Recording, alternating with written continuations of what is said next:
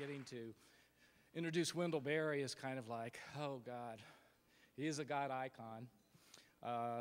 In my life in Kentucky, he's always been there, and I don't know what to call him. I mean, role model is certainly inadequate.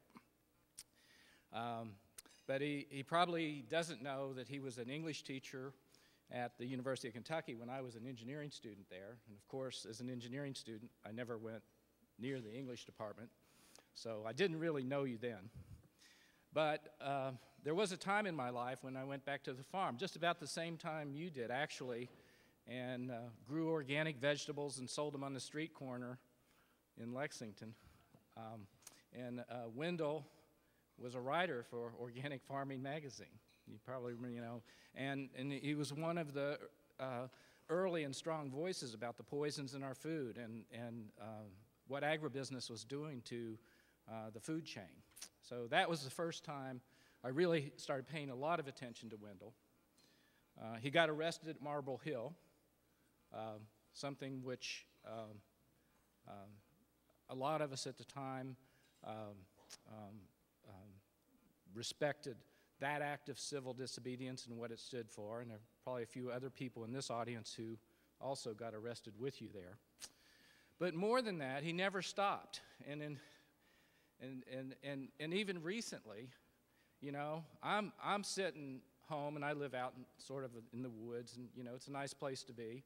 And I'm thinking, this is getting so bad in Kentucky when the coal companies own and operate our university, and they have one of these small coal-burning units. When I was an engineering student at the university, it was a small, old coal-burning unit then. And they talk about clean coal. And we don't even have, at our flagship university, a coal-burning unit that meets standards. Now, tell me about that. That's the kind of state we live in. And our current leadership is unconscionable when it comes to coal and what they're allowing to happen. But we do have a conscience. And while I'm thinking about it, back in the woods staying home, Wendell's over in the governor's office, camped out. At least, they probably treated him better there than they did at Marble Hill. But he stood up because he was sitting back on his farm thinking the same thing I was. This is unconscionable, what's going on.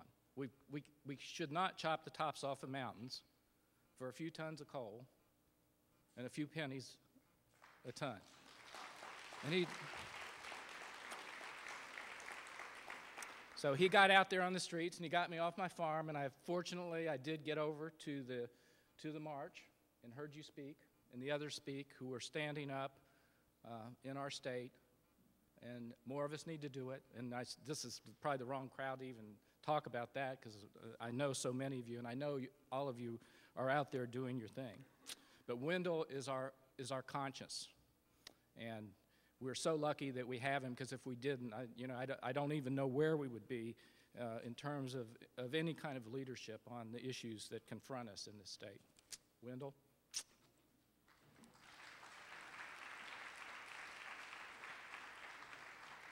I told them they could sit and talk if they want to do it that way. Is that the way we're doing it? Or you can come up here. I'll just, since I'm already here, I'll stay. Well, if I had my druthers, I would druther just go ahead and leave that introduction alone and say no more. But I don't want to get the EPA off our backs.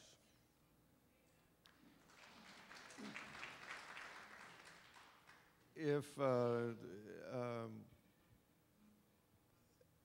anything, I have to say I'm grateful to the EPA, and I have a lot of sympathy, actually, for you and your colleagues, because you're standing in a very difficult place, that is, between the bandits and the loot.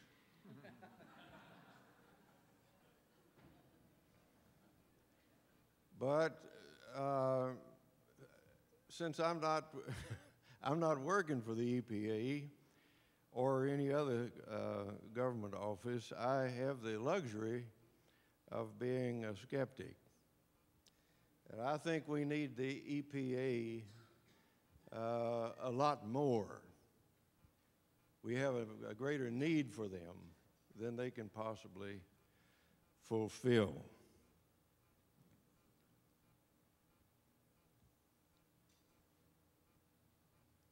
Since we're supposed to be talking about air, and I still believe in the four elements, I know that we can't really specialize that much. We've got, in the first place, if we're going to have poisons for the air and water, we've got to dig them up.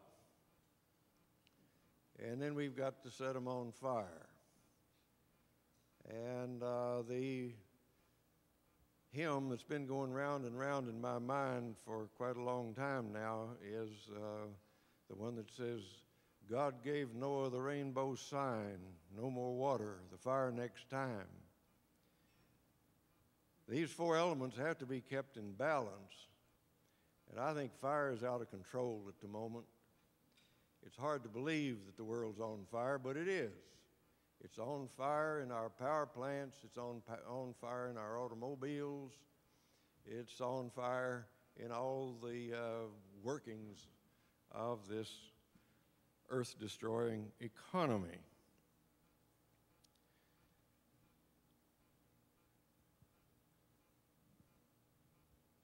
So I don't really rest very comfortably with the proposition that there's no necessary conflict between the so-called environment and the so-called economy. I think they're in direct conflict, and I don't see how in present terms the conflict can be resolved. If you keep digging this stuff up and burning it, you're going to have poison in the water and poison in the air. And nobody in Kentucky is free of this. The air in the Ohio River Valley is notoriously unfit to breathe. There's no water in the state really fit to swim in or eat the fish from.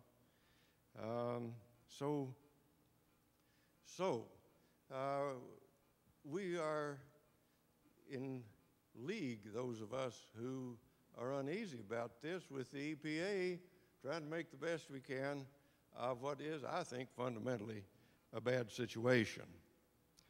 There's an op-ed piece by David Brooks in the New York Times today in favor of natural gas and fracking. David Brooks' condition is that there's no harm in this if everything goes okay. It's like our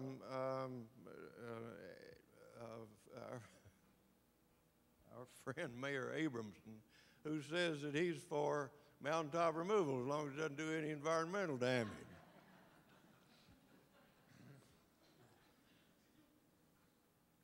Well, we've had enough of this.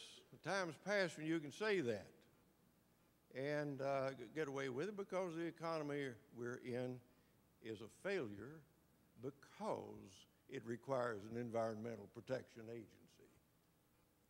That's one of the first symptoms. Moreover, David Brooks thinks this is 100% net. He goes so far as to call this natural gas a blessing. Well, good Lord. Folks, I mean, we here don't have to be ignorant and greedy by policy. And that means we don't have to believe that natural gas by fracking is 100% net good.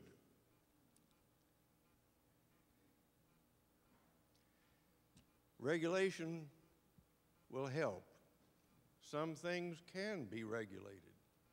Some things ought to be forbidden. Mountaintop removal ought to be forbidden. We ought to stop. Air pollution ought to be forbidden, but we don't know how to forbid it. Why should you put poison in the air that you breathe? That ought to be forbidden. All the best we can hope for is to taper it off over the next lifetime or two.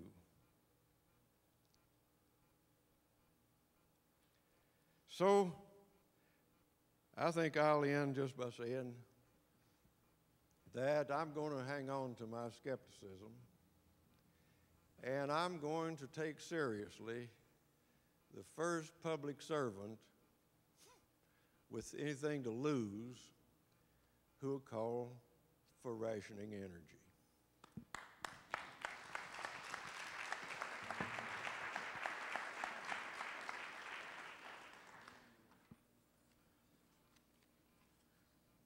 I sort of figured he'd have something to say. Our next responder is Dr. Warren Muir. He's representing the scientist.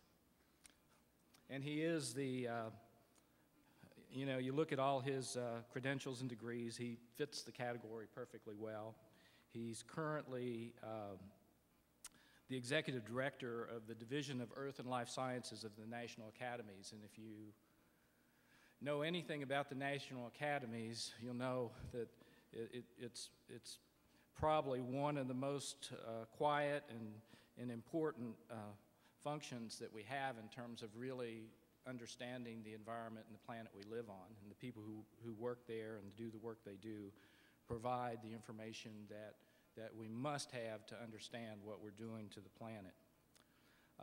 Dr. Muir's been doing it for a long time. He was at US EPA at one time from 1977 to 1981 and was in the first office of toxic chemicals. And as it turns out, he did something in his career that he's very proud of and helped us here in Louisville more than you can imagine. Not just here in Louisville, but in every city in this country. Something called the Toxic Release Inventory. When I came to Louisville in 1984, we'd had the sewer explosion, the Hexoxta incident where the sewer plant was out of service and 100 million gallons a day to the Ohio River, Valley of the Drums. We had a whole history. And still, in the early 1980s, if you were a fireman here in Louisville or somebody working down in the sewers, the chemical companies could discharge things into those sewers that you had no idea what they were. They didn't have to tell you. They didn't have to tell you how much it was, what they were doing with it, and what kind of harm it might do. And something came along called the Toxic Release Inventory, and it turns out that Warren Muir and another fellow did an op-ed piece in the New York Times at a critical time when Congress, which was hostile to it, and even EPA was hostile to it at the time, that turned, it was a tipping point. And the Toxic Release Inventory became law. And finally, these chemical companies had to at least just tell us what they had, what they were doing. And in terms of me doing my job here in Louisville and trying to protect the citizens here from the impacts of chemical spills and the danger and the risk that were associated with that, disclosure, all it was disclosure. They just had to tell us. Then they became slightly embarrassed. That was your point, right? So thank you for helping get the Toxic Release Inventory as a matter of law, and that is, it's another one of the things that the lobbyists they've never liked it. They've been whittling away at it as best they can for decades. But Dr. Muir, we thank you for the TRI.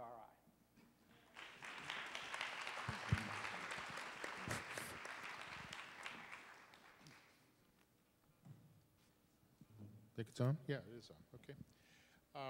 Well, it's an honor to be here.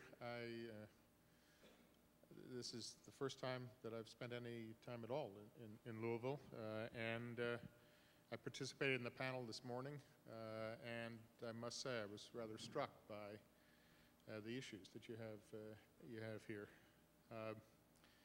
I'm also very honored to be on this panel. I've not met Gina McCarthy before.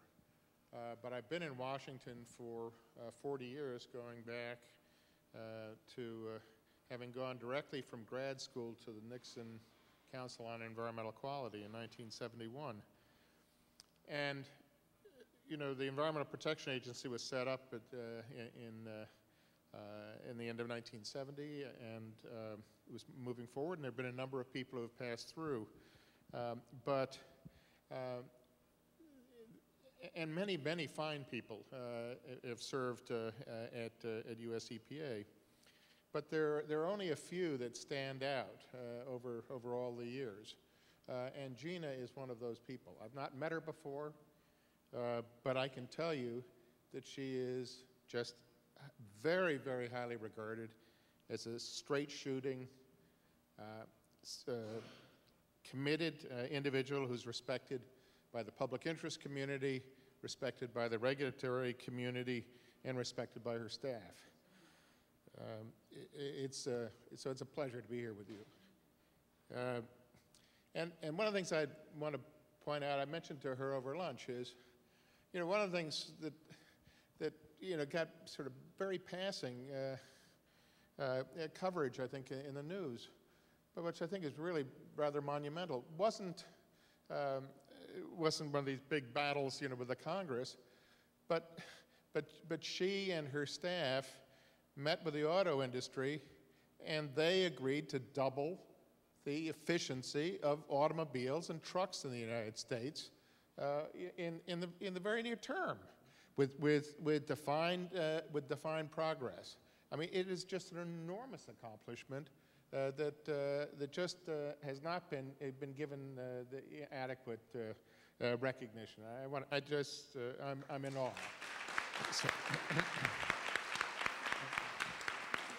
So, I also want to tell you from my experience, having served in the government, having served in the universities, having served the National Academy of Sciences, been an observer of sort of the science policy and environmental interface and so forth, that the very best in government are very good.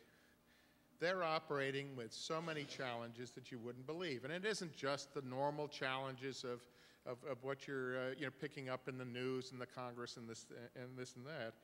And I must say, I am concerned. I'm concerned for EPA, and I'm concerned for the country with some of the things that are not so present. And I'm not speaking for the National Academy of Sciences. All of our stuff's in our books, okay? I'm speaking as an individual who's been in and around Washington on the environmental scene for a number of decades. I am concerned that the regulatory process is becoming so cumbersome and so costly. There's so much paralysis by analysis that's being mandated, and many of those analysis mandates are ones that have been mandates that were included by people with environmental concerns. During the Carter administration, there were a number of additional steps to the regulatory process.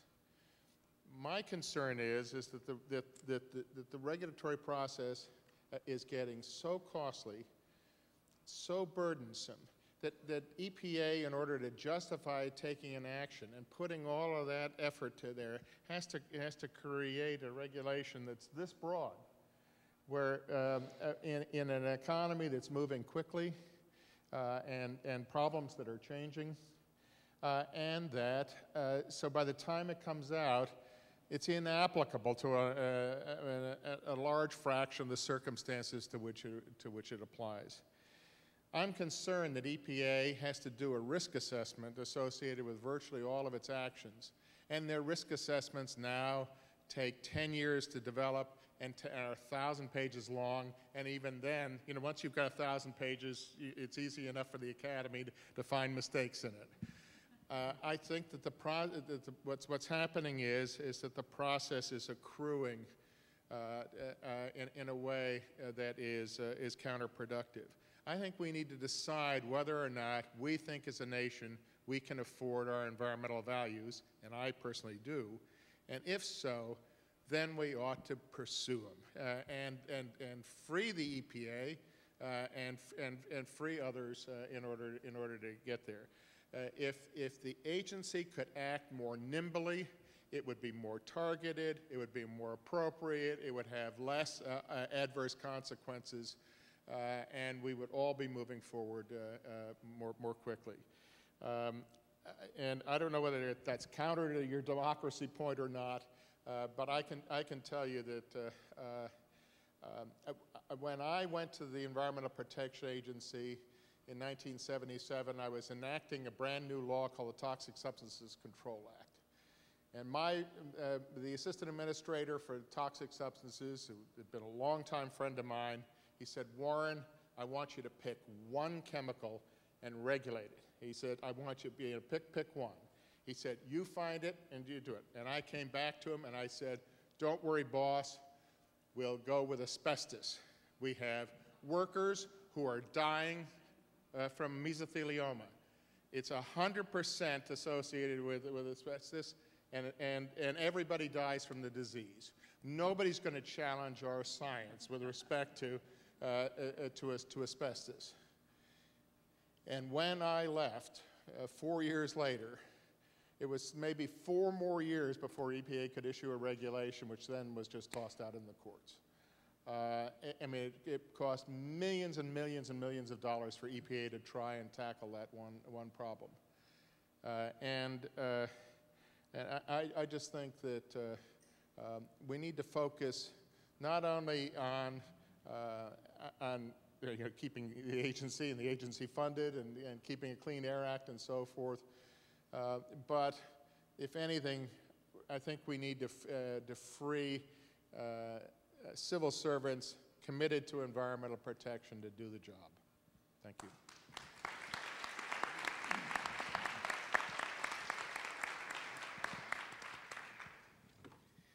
It makes me think of plausible deniability and how long in this state we denied that smoking was harmful. And consequently, we have one of the highest lung cancer rates today because we were so slow to acknowledge the truth. Times we live in. Roger Gottlieb is going to help us with another perspective, I hope, because he's looking at how we're dealing with issues, and particularly in the context of the Festival of Faith, he's looking at religious environmentalism. And his most recent book is called A Greener Faith, Religious Environmentalism and Our Planet's Future. So he's right there looking at us and how we're behaving and how we need to behave if we're going to become a significant part of doing what needs to be done. He's written many, many books, and he's been doing this for quite a while, and he's a very articulate voice for his perspective. Dr. Gottlieb. Thank you very much. It's a pleasure to be back here from last year, and it's certainly an honor to be associated with such distinguished and helpful people. And on behalf of the other living beings on planet Earth, thank you all for your work. Facts. You want facts? We got facts. But are they enough, I ask myself. And sadly, I answer myself, they aren't enough. Here's a fact for you. In the eastern Pacific Ocean, there's something called the Great Pacific Garbage Patch, which is a soup or stew of plastic refuse. Some places just on the surface of the water, some places 100 feet deep. It's as big as fill in the blank. You might say Texas, if your information was old, Texas. If your information is more recent, you'd say the United States. That's what we've created. We've rewritten our country in junk on the surface of the Pacific Ocean. You want facts? Here's another fact. Random study of the placental blood of 8 newborn children in St. Louis, 2007. 197 toxic chemicals in that blood. You're born polluted. We're not just writing on the outside of the world, we're writing on the inside of our bodies. But facts will only get you so far. In 1963, that's almost 50 years ago, Rachel Carson said, we have to test each chemical before it's let loose on the environment. Some people would call that the precautionary principle. And she said we have to test them in concert, together, because after all, your body does not experience them one at a time. You want facts? She laid it out clearly. Almost 40 years later, the head of the National Institute of Health made the exact same appeal. What this suggests is that it's not a problem of facts, it's not a technological mistake, it's not an oversight, it's not a matter of clumsiness. There's something fundamentally flawed in the culture. It's one thing if somebody misses a few appointments because their alarm clock is broken, but if they miss appointment after appointment after appointment, we suspect that there's something deeper at work, and quite clearly there's something deeper at work in our culture. What is our culture? Well, first thing is it's a culture of acquisitive consumerism. We are what we buy. If we had an educated, activist citizenry, as the chairman of the panel suggested this morning, well, one consequence would be we'd stop buying so much stuff and do something else with our time. We have a consciousness that's part of our culture. It's a culture of distraction because of all the machines. I'll explain that in a second after I take this. You get the point. It's a culture of distraction. We have married the machines. Only some of us now are realizing that we are married to vampires. Why do you think the concept of vampire is so popular now? Because the BlackBerry, the computer in front of which I spend far too much time, is a kind of vampire. It's sexy, it's charismatic. You start to make love to it, and you find out that it's sucking your blood.